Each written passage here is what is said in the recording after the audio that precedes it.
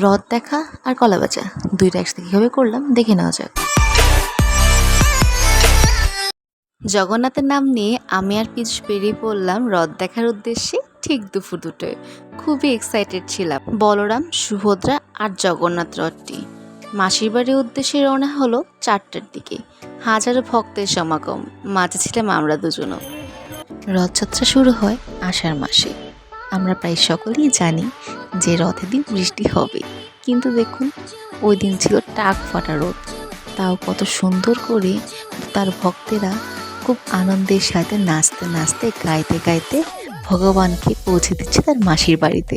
পৌঁছে গেলাম মতিঝিলে। রথের দড়িটা আমরাও টেনেছি, কিন্তু ভিডিওটা আসলে করে ওঠা হয়নি। এটা হচ্ছে র্যালির প্রথম দিকে। এখানে ভগবান শ্রীবিষ্ণু কিছু অবতার প্রদর্শন করা হয়েছে। টাক ফাটা রোদে ভক্তদের স্বস্তির জন্য ইসকনের পক্ষ থেকে আনলিমিটেড শরবত ও ভোগের ব্যবস্থা করা হয়েছে।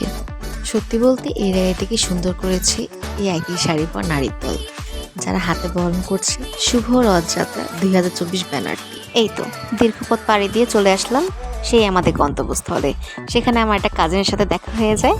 তো ও ছিল রথের দড়ি টানার দায়িত্বে। প্রচুর ক্লান্ত পরিশ্রান্ত হয়ে পথের সাইডে বসে পড়ি। এই তো রথ দেখা তো শেষ, এখন তো কলা বেচা বাকি। আমি আর কিছু চলে গেলাম সেই বিখ্যাত আজও শরবতের কাছে। অনেকক্ষণ অপেক্ষার পর প্রথম সিরিয়ালটি আমি পাই। এই তো মামা বসে পড়লো প্রথম ব্যাচে 30 জনের শরবত নিয়ে। প্রথমে দেওয়া হচ্ছে দুধের মালাই, তারপর সর, তারপর ওটস, তারপর কাজু বাদাম, তারপর কর্নফ্লেক্স, তারপর কিছু কাঠবাদাম, তারপর কিছু কেশর। এইভাবে তৈরি হলো সেই আজওয়া শরবতটি। খুব রিফ্রেশিং, খুব মাইন্ড স্যাটিসফাইড। আশা করি সবাই ট্রাই করবেন। Thank you.